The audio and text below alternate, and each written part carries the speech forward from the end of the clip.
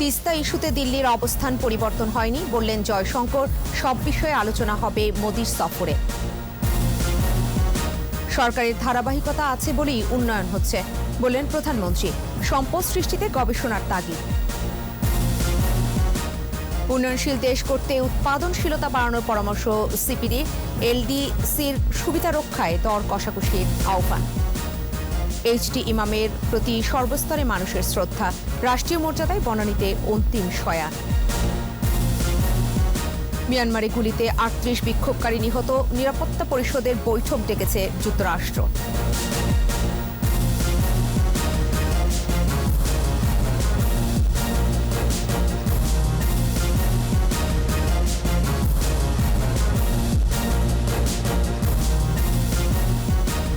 শুনছিলেন first security ইসলামী bank limited সংবাদ শিরোনাম। প্রত্যেককে আমন্ত্রণ জানাচ্ছি সন্ধ্যা ৭টার ২১ সংবাদে। আর সাথে থাকছে আমি ফেরদৌসী আহমেদ। দর্শক, ২১ টেলিভিশনের সংবাদ একই সাথে সরাসরি দেখতে পাবেন আমাদের ফেসবুক পেজ www.facebook.com/2124 অনলাইনে। সংবাদে এছাড়াও যা থাকছে: স্বাধীনতার ৫০ বছরে জাতির পিতার স্বপ্নযাত্রায় বাংলাদেশ। অর্থনৈতিক সামাজিক সব সূচক ঊর্ধ্বমুখী।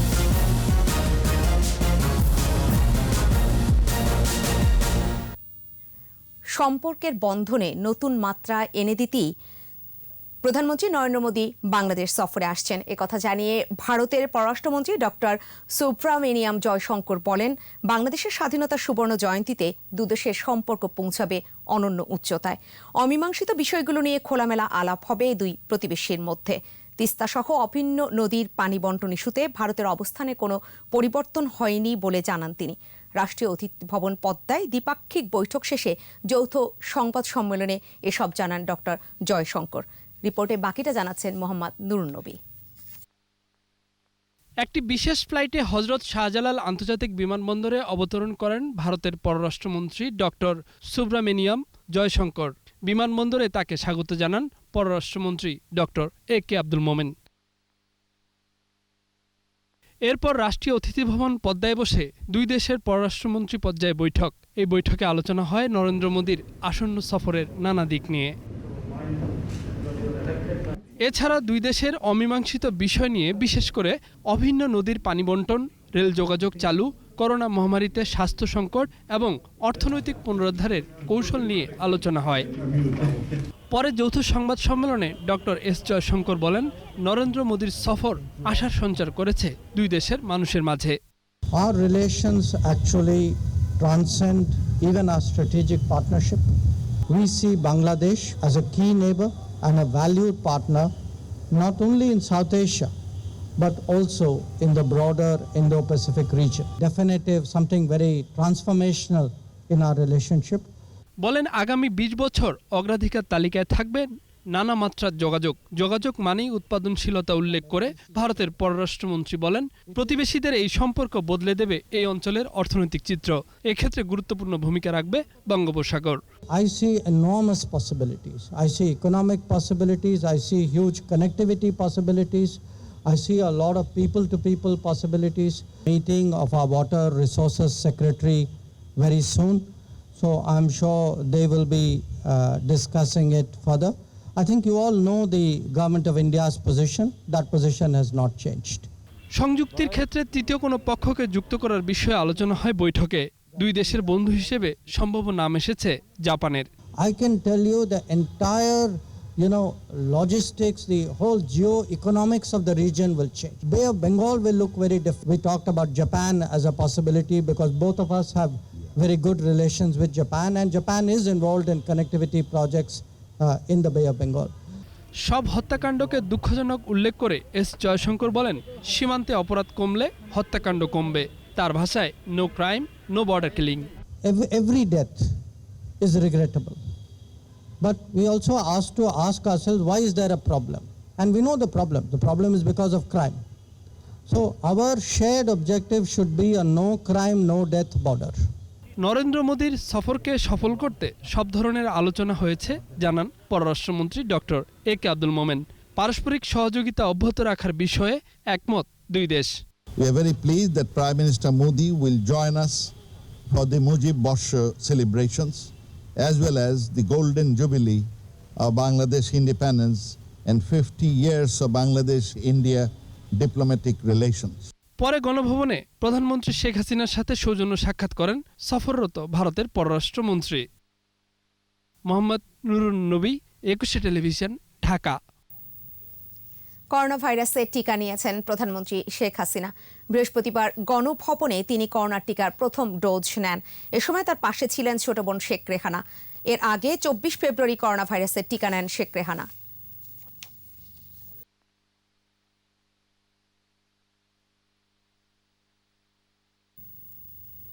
প্রধানমন্ত্রী শেখ হাসিনা বলেছেন, সরকারের ধারাবাহিকতা আছে বলেই দেশের উন্নয়ন ও সমৃদ্ধি সম্ভব হচ্ছে।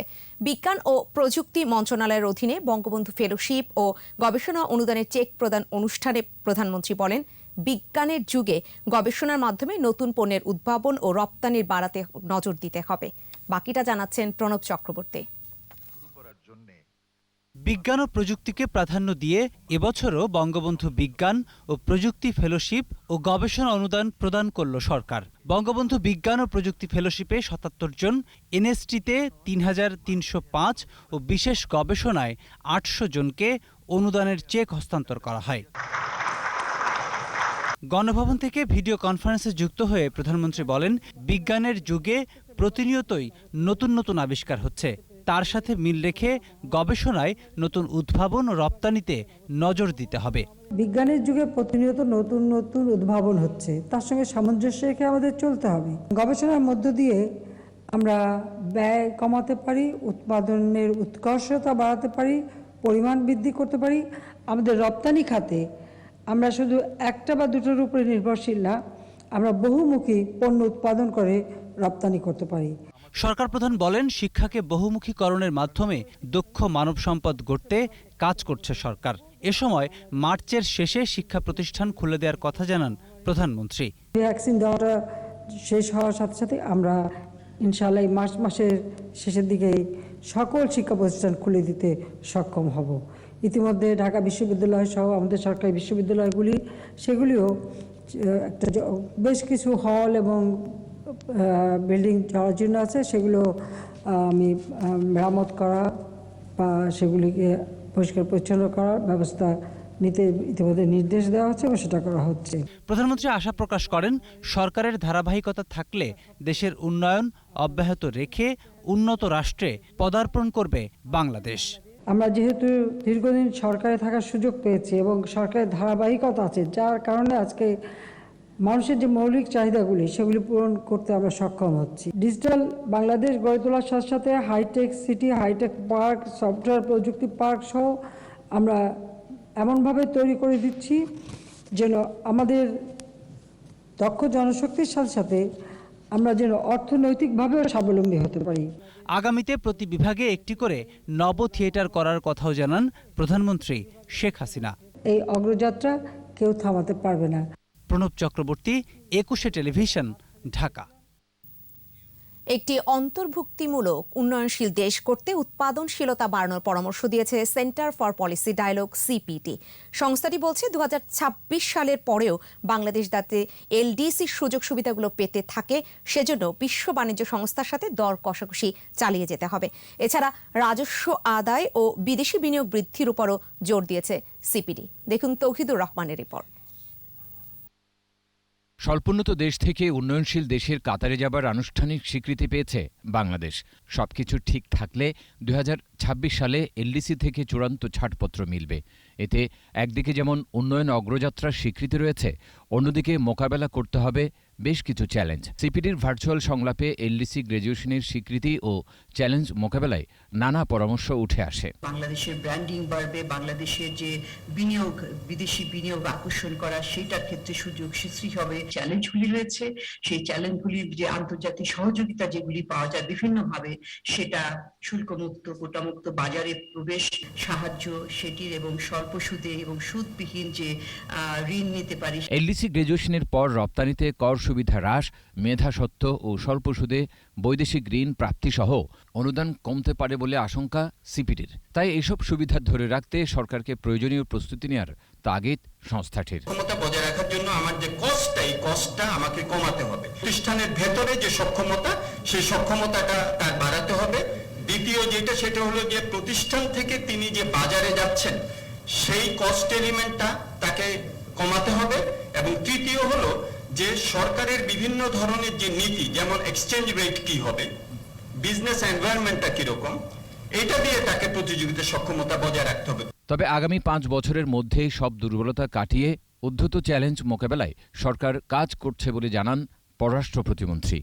বেসরকারি বিনিয়োগের জন্য উন্নত ও অনুকূল পরিবেশ নিশ্চিত করতে হবে এবং হাই ভ্যালু এবং হাই এন্ড শিল্পের জন্য অধিকতর বৈদেশিক বিনিয়োগ আকৃষ্ট করতে হবে। সরকারের নেওয়া মেগা প্রকল্পগুলো বাস্তবায়ন হলে উন্নত বাংলাদেশ গড়ার লক্ষ্য কঠিন হবে না বলেও মত তাঁর। আরো জোরদার করতে হবে। তৌহিদুর রহমান, 21 টেলিভিশন, ঢাকা। দক্ষিণ এশিয়ার বড় অর্থনীতি হয়ে উঠছে বাংলাদেশ, একথা বলেছে প্রভাবশালী মার্কিন সংবাদ মাধ্যম দ্য ওয়াল স্ট্রিট জার্নাল। সাম্প্রতিক উন্নয়নশীল দেশের তালিকায় স্থান করে নিয়েছে বাংলাদেশ। এছাড়া রপ্তানি প্রবৃদ্ধিতে ভারত পাকিস্তানের মতো দেশকেও পেছনে ফেলেছে। এই অগ্রগতিকে আধুনিক যুগে রেকর্ড বলে উল্লেখ করেছে ওয়াল স্ট্রিট জার্নাল। তবে রপ্তানি প্রবৃদ্ধি ধরে আঞ্চলিক আন্তর্জাতিক সম্পর্ক উন্নয়নেরও পরামর্শ এসেছে ওয়াল স্ট্রিটের প্রতিবেদনে। বাকিটা জানাচ্ছেন দুলি মল্লিক। 50 বছর আগে দক্ষিণ এশিয়ার এই দেশটি একসময় বড় বড় সব দেশকে টেক্কা মেরে এগিয়ে যাবে, এমনটা অনেকে কল্পনাও করেনি। উন্নয়নের পথে দীর্ঘ সংগ্রাম, নানা চড়াই উতরাই পেরিয়ে এখন উন্নয়নশীল দেশের কাতারে বাংলাদেশ। মার্কিন প্রভাবশালী সংবাদ মাধ্যম দ্য ওয়াল স্ট্রিট জার্নালের প্রতিবেদনে উঠে এসেছে এমন সফলতা আর সম্ভাবনার কথা। সফলতার প্রশ্নে প্রথমেই আসি রপ্তানিমুখী উন্নয়ন কর্মকাণ্ড। প্রতিবেদনে বলা হয়, গেল দশকে 80% বেড়েছে বাংলাদেশের রপ্তানি, যেখানে ভারত পাকিস্তানের মতো বড় দেশগুলোতে তা ধারাবাহিকভাবে কমেছে। মাথাপিছু মোট দেশজ উৎপাদন জিডিপির ক্ষেত্রেও চমক দেখেছে বাংলাদেশ। মাত্র 9 বছরে ভারতের সঙ্গে 40% ব্যবধান কমিয়ে সমপর্যায়ে পৌঁছেছে দেশটি। আগামীতে ভারতকে ছাড়িয়ে যাবে বলে বার্তা দিয়েছে আন্তর্জাতিক অর্থ তহবিল IMF। এছাড়া কর্মক্ষম তরুণদের বড় সংখ্যা, মজুরিতে প্রতিযোগিতা ও দক্ষ নারী শ্রমিকদের সংখ্যা সহ নানা সূচকে দক্ষিণ এশিয়ার তালিকা শীর্ষে বাংলাদেশ। তবে বাধাও কম নয়। অর্থনৈতিক জটিলতার দিক থেকে 108তম অবস্থানে বাংলাদেশ। এই পরিস্থিতি থেকে বের হতে হলে শুধু পোশাক শিল্প নয়, উচ্চ মূল্যের পণ্য উৎপাদন ও তার রপ্তানিতে জোর দিতে হবে, এমন কথাই বলা হয়েছে ওয়াল স্ট্রিট জার্নালের প্রতিবেদনে। একই সঙ্গে প্রতিবেশী দেশগুলোর সঙ্গে সম্পর্ক উন্নয়নের মাধ্যমে রপ্তানির পরিধি বাড়ানোরও তাগিদ দেওয়া হয়। দুলি মল্লিক, 21 টেলিভিশন। প্রধানমন্ত্রীর রাজনৈতিক উপদেষ্টা হোসেন তৌফিক ইমামকে কেন্দ্রীয় শহীদ মিনারে শেষ শ্রদ্ধা জানালেন সহকর্মী, রাজনৈতিক নেতাকর্মী সহ সর্বস্তরের মানুষ। শ্রদ্ধা জানানো হয় রাষ্ট্রপতি মোহাম্মদ আব্দুল হামিদ এবং প্রধানমন্ত্রী শেখ হাসিনার পক্ষ থেকে। তার মরদেহ বনানী কবরস্থানে রাষ্ট্রীয় মর্যাদায় দাফন করা হয়। রিপোর্টে বাকিটা জানাচ্ছেন আকবর হোসেন সুমন। HT ইমাম নামেই পরিচিত হোসেন তৌফিক ইমাম প্রশাসনের উচ্চ পর্যায়ে কর্মজীবন শেষে আমৃত্যু দায়িত্ব পালন করেছেন আওয়ামী লীগ ও প্রধানমন্ত্রীর উপদেষ্টা হিসেবে। বৃহস্পতিবার প্রথম প্রহরে 82 বছরের জীবনাবসান হয় এই গুণী মানুষটির। সিরাজগঞ্জের উল্লাপাড়ায় নিজ গ্রামের বাড়ির সরকারি কলেজ মাঠে হয় প্রথম জানাজা। এরপর কেন্দ্রীয় শহীদ মিনারে সর্বস্তরের মানুষের ভালোবাসা আর শ্রদ্ধায় সিক্ত হন HT ইমাম। কর্মজীবনের সহকর্মী, রাজনৈতিক দল, স্বজন আর সাধারণ মানুষের ঢল নামে শহীদ মিনারে। চাকরি থেকে রিটায়ার করেছেন, কিন্তু কাজ থেকে তিনি কখনো রিটায়ার করেননি। এমন কর্ম পাগল মানুষ, এমন কর্মনিষ্ঠ মানুষ HT ইমাম সাহেব, তার মৃত্যুতে যে শূন্যতা হলো, এটা সহজে পূরণ হবার নয়। স্বাধীনতার মুক্তিযুদ্ধের পক্ষের এই সরকারের সাথে কাজ করেছেন। উনি আমাদের অবশ্যই একজন থিঙ্ক ট্যাঙ্কারের মধ্যে একজন ছিলেন। উনি কঠোর পরিশ্রমী ছিলেন। ওনার মেধা, ওনার স্মরণ শক্তি, ওনার মনন শক্তির ধারে কাছে আমরা কেউ আসতে পারিনি। সেজন্যই বললাম, ওনার একটা নখের সমানও যদি আমরা হতে পারতাম তাহলে আমাদের জীবন ধন্য হতো। গুলশানের আজাদ মসজিদে হয় দ্বিতীয় জানাজা। পরে রাষ্ট্রীয় আনুষ্ঠানিকতা শেষে বনানী কবরস্থানে শেষ ঠিকানায় চিরনিদ্রা। আকবর হোসেন সুমন, 21 টেলিভিশন, ঢাকা। দীর্ঘদিন কিডনি জটিলতায় ভুগছিলেন এইচটি ইমাম 2014 সালে পেয়েছেন প্রধানমন্ত্রীর রাজনৈতিক উপদেষ্টার পদ। দেশের প্রথম মন্ত্রী পরিষদ সচিব এইচটি ইমাম জনপ্রশাসন উপদেষ্টা, আওয়ামী লীগের উপদেষ্টা পরিষদের সদস্য ও দলীয় নির্বাচন পরিচালনা কমিটির কো চেয়ারম্যান হিসেবেও দায়িত্ব পালন করেছেন। দেখুন আকবর হোসেন সুমনের আরেকটি রিপোর্ট। টাঙ্গাইল শহরে 1939 সালের 15 জানুয়ারি জন্মগ্রহণ করেন হোসেন তৌফিক ইমাম। পিতা তাফসির উদ্দিন আহমেদ বিএবিএল ও মাতা তাহসিন খাতুন। পিতার চাকরির সূত্রে শৈশবে রাজশাহীতে প্রাথমিক শিক্ষা শেষ করেন। 1952 সালে ম্যাট্রিক পাশ করেন ঢাকা কলেজিয়েট হাই স্কুল থেকে।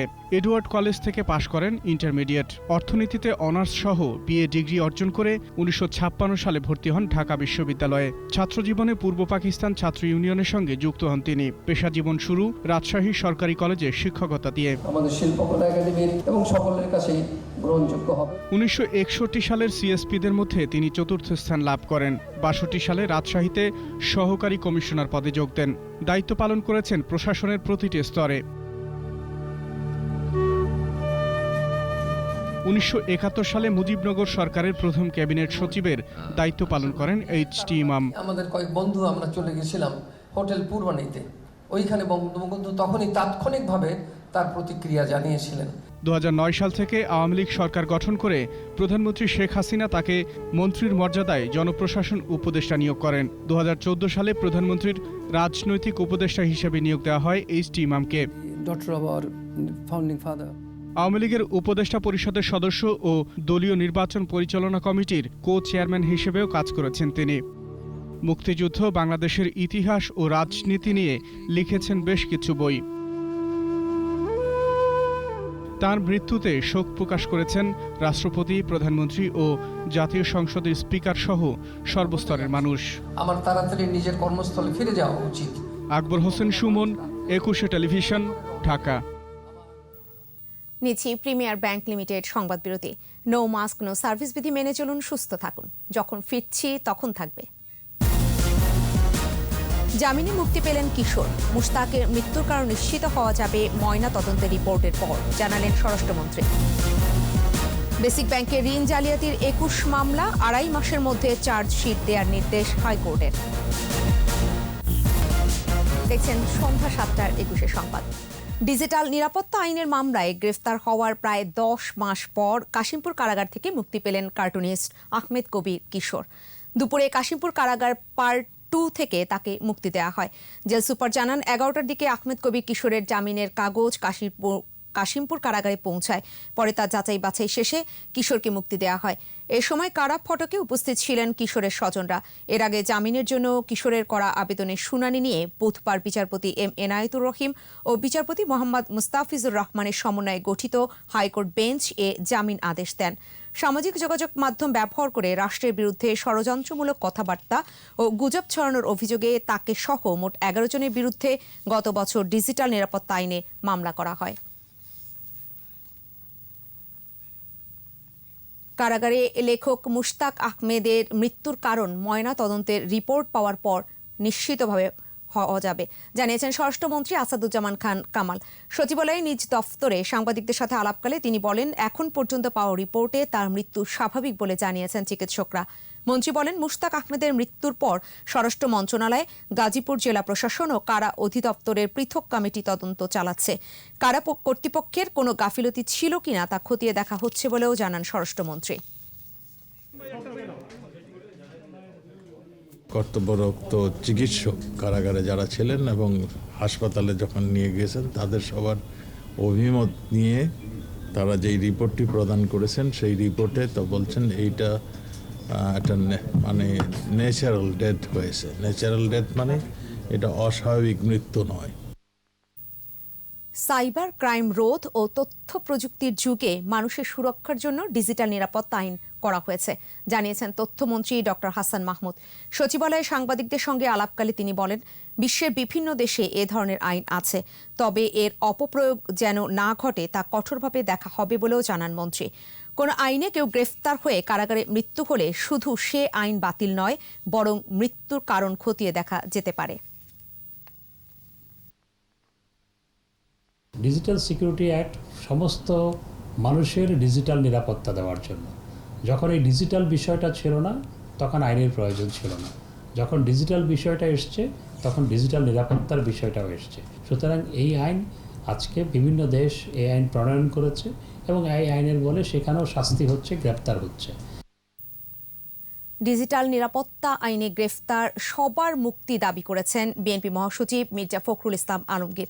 কারাগারে নিহত লেখক ও সাংবাদিক মুশতাকের মৃত্যুর প্রতিবাদে জাতীয় প্রেসক্লাবের সামনে সমাবেশে ফখরুল বলেন, বাক স্বাধীনতার জন্য মুশতাককে কারাগারে প্রাণ দিতে হয়েছে।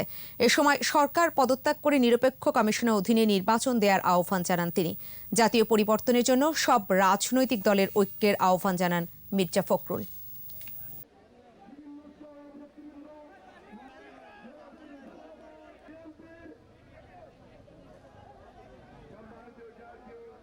পঁয়ত্রিশ লক্ষ মানুষের বিরুদ্ধে যে মিথ্যা গায়েবী মামলা আছে তা সব প্রত্যাহার করতে হবে এবং অবিলম্বে পদত্যাগ করে একটি নিরপেক্ষ সরকারের অধীনে নিরপেক্ষ নির্বাচন কমিশনের পরিচালনায় নির্বাচন দিয়ে জনগণের সরকার প্রতিষ্ঠা করতে হবে।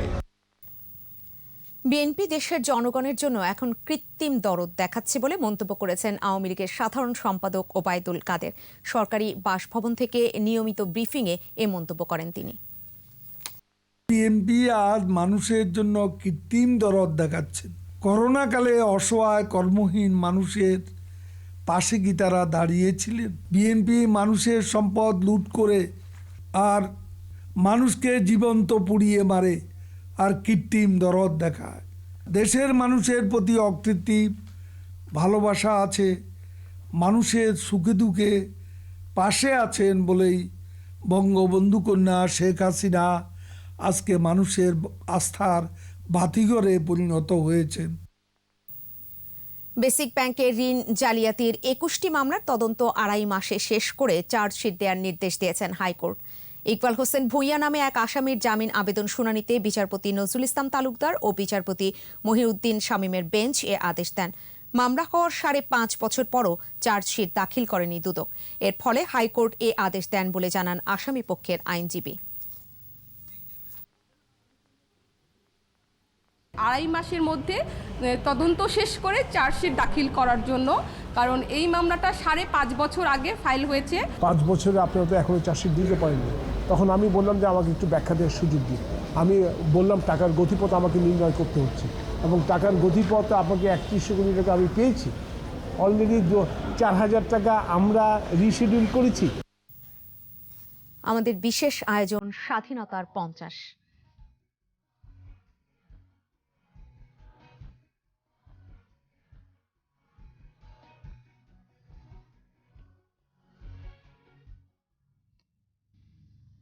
একাত্তরের যুদ্ধ বিধ্বস্ত বাংলাদেশকে সোনার বাংলায় পরিণত করতে চেয়েছিলেন জাতির পিতা বঙ্গবন্ধু শেখ মুজিবুর রহমান। স্বপ্ন দেখেছিলেন সুখী, সমৃদ্ধ, আত্মনির্ভরশীল বাংলাদেশের। স্বাধীনতার ৫০ বছরে জাতির পিতার স্বপ্নযাত্রায় বাংলাদেশ এখন খাদ্যে স্বয়ংসম্পূর্ণ, মাথাপিছু আয় $২,০০০ উপরে। অর্থনীতির পাশাপাশি সামাজিক সব সূচকের গ্রাফও উপরের দিকে। লক্ষ্য 2041-এ উন্নত দেশ। বিশ্লেষকরা বলছেন সোনার বাংলা গড়তে সত্যিকারের সোনার মানুষের প্রয়োজন। দেখুন তৌহিদুর রহমানের রিপোর্ট। পাকিস্তানিদের বৈষম্যের বিরুদ্ধে বাঙালির সংগ্রাম, অর্থনৈতিক, সামাজিক, রাজনৈতিক বৈষম্যের বিরুদ্ধে দীর্ঘ সংগ্রাম। জাতির পিতার নেতৃত্বে লাল সবুজের বাংলাদেশ।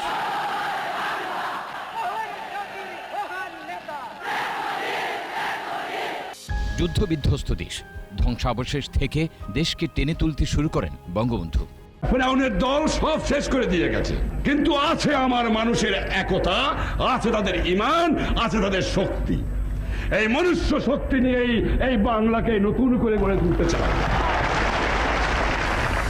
কৃষির পাশাপাশি শিল্প বিপ্লব অর্থনীতিকে শক্ত ভিতের উপর দাঁড় করানোর স্বপ্ন, যেখানে মানুষের মৌলিক অধিকার নিশ্চিত হবে। বাংলাকে সোনার বাংলা হিসেবে গড়ে তোলার স্বপ্ন জাতির পিতার। বঙ্গবন্ধু সারা জীবনই সাধারণ মানুষের কল্যাণের কথা ভেবেছেন এবং তিনি যে সোনার বাংলার কথা ভেবেছেন, সেই সোনার বাংলায় মানুষ না খেয়ে থাকবে না, মানুষের ঘর থাকবে, থাকার আবাসন থাকবে, তাদের স্বাস্থ্য সুযোগ থাকবে, শিক্ষার সুযোগ থাকবে। কিন্তু 15 আগস্ট জাতির পিতাকে হত্যার পর থমকে যায় সবকিছু। স্বাধীনতার 50 বছর পর মুক্তিযুদ্ধে নেতৃত্ব দানকারী বঙ্গবন্ধুর আওয়ামী লীগ রাষ্ট্র ক্ষমতায়। জাতির পিতার দেখানো পথেই হাঁটছে দেশ, উন্নয়নের মহাসড়কে বাংলাদেশ। সরকারের প্রধানমন্ত্রী পদে কর্তব্য বিশ্বস্ততার সহিত পালন করিব। বাংলাদেশ এখন খাদ্যে স্বয়ংসম্পূর্ণ। তৈরি পোশাক শিল্পে বিপ্লব ঘটে গেছে, মাথাপিছু আয় বেড়েছে দারিদ্র্যের হার 20% ঘরে, আর অতি দরিদ্রের হার এসে ঠেকেছে 10.5%। শিশু মৃত্যু ও মাতৃমৃত্যুর হারও কমেছে, বেড়েছে গড় আয়ু। সামাজিক সব সূচকই উপরের দিকে। বৈশ্বিক রপ্তানি বাণিজ্যে বাংলাদেশের অংশীদারিত্ব প্রায় 40 বিলিয়ন মার্কিন ডলার। অন্যদিকে তৈরি পোশাক রপ্তানিতে বাংলাদেশ এখন বিশ্বে দ্বিতীয়। জিডিপির আকার এখন 30 লাখ কোটি টাকারও বেশি। বার্ষিক প্রবৃদ্ধির গড় 7% উপরে। কুদরতি খোদা কমিশনে বলেছিলেন যে আমি এমন মানুষ চাই, যে মানুষ যারা দেশ পরিচালনা করবেন বা দেশের জন্য কাজ করবেন, প্রশাসনে থাকবেন, তারা যেন, যারা শ্রমজীবী মানুষ, তাদের যেন সম্মান করে, এরকম একটা মানুষ চাই। জাতির পিতার স্বপ্নের সোনার বাংলার পথেই বাংলাদেশ। এখন লক্ষ্য 2041 সালের মধ্যে উন্নত বাংলাদেশ। শুধু তাই নয়, 100 বছরের ডেল্টা প্ল্যান করে এগিয়ে যাচ্ছে বঙ্গবন্ধুর বাংলাদেশ। তৌহিদুর রহমান, একুশে টেলিভিশন, ঢাকা। নিচ্ছি প্রিমিয়ার ব্যাংক লিমিটেড সংবাদ বিরতি। নো মাস্ক নো সার্ভিস বিধি মেনে চলুন, সুস্থ থাকুন। যখন ফিরবো তখন অন্যান্য খবরের সঙ্গে আরও যা থাকবে। ভাসানচরে আরও 1759 রোহিঙ্গা, উন্নত জীবনের নিশ্চয়তায় স্বেচ্ছায় স্থানান্তর। দেখছেন সন্ধ্যা 7:21 সংবাদ। নোয়াখালীর ভাসানচরে গেল আরও 1759 রোহিঙ্গা।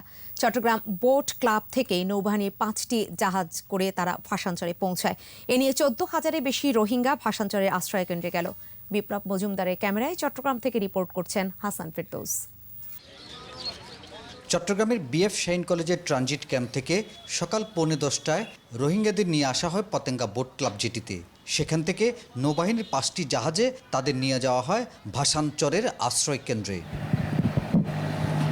কক্সবাজারের আশ্রয় কেন্দ্রগুলোর চেয়ে ভাসানচরের কেন্দ্রগুলো বসবাসের জন্য উন্নত, তাই তারা সেখানে যাওয়ার সিদ্ধান্ত নিয়েছেন বলে জানান রোহিঙ্গারা।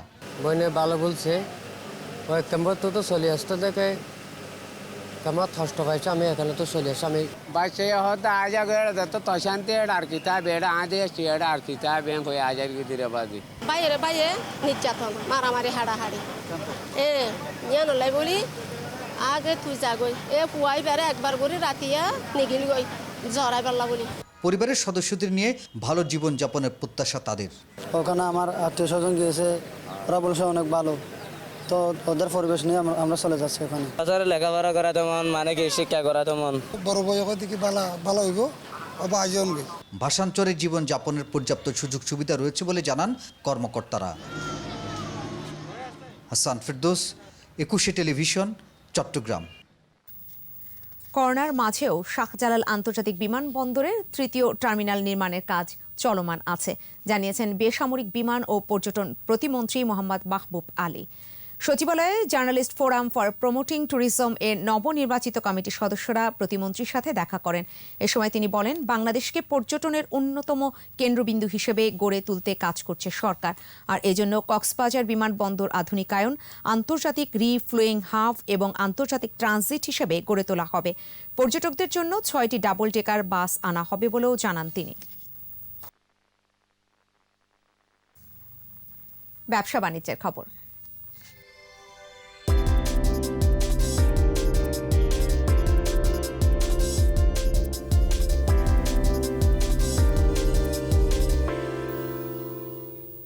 সূচক বেড়েছে দেশের পুঁজি বাজারে, তবে দর হারিয়েছে বেশিরভাগ প্রতিষ্ঠান।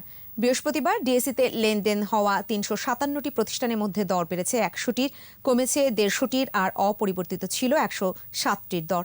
ডিএসইর প্রধান সূচক ডিএসইএক্স 27 পয়েন্ট বেড়ে উঠে আসে 5515 পয়েন্টে। দিন শেষে ডিএসইতে লেনদেনের পরিমাণ দাঁড়ায় 707,54,00,000 টাকা। সূচক বেড়েছে অপর স্টক এক্সচেঞ্জ সিএসইতেও। লেনদেন হয়েছে 79,78,00,000 টাকার শেয়ার ও মিউচুয়াল ফান্ড ইউনিট। শেষ করব সন্ধ্যা 7:21 সংবাদ, তবে যাবার আগে ফার্স্ট সিকিউরিটি ইসলামী ব্যাংক লিমিটেড সংবাদ শিরোনামগুলো জানিয়ে দিতে চাই আরও একবার। তিস্তা ইস্যুতে দিল্লির অবস্থান পরিবর্তন হয়নি, বললেন জয়শঙ্কর। সব বিষয়ে আলোচনা হবে মোদির সফরে। সরকারের ধারাবাহিকতা আছে বলেই উন্নয়ন হচ্ছে বললেন প্রধানমন্ত্রী। সম্পদ সৃষ্টিতে গবেষণার তাগিদ। উন্নয়নশীল দেশ করতে উৎপাদনশীলতা বাড়ানোর পরামর্শ সিপিডির। এলডিসি সুবিধা রক্ষায় দর কষাকষির আহ্বান। এইচটি ইমামের প্রতি সর্বস্তরে মানুষের শ্রদ্ধা। রাষ্ট্রীয় মর্যাদায় বনানীতে অন্তিম শয়ান। মিয়ানমারে গুলিতে ৩৮ বিক্ষোভকারী নিহত। নিরাপত্তা পরিষদের বৈঠক ডেকেছে যুক্তরাষ্ট্র।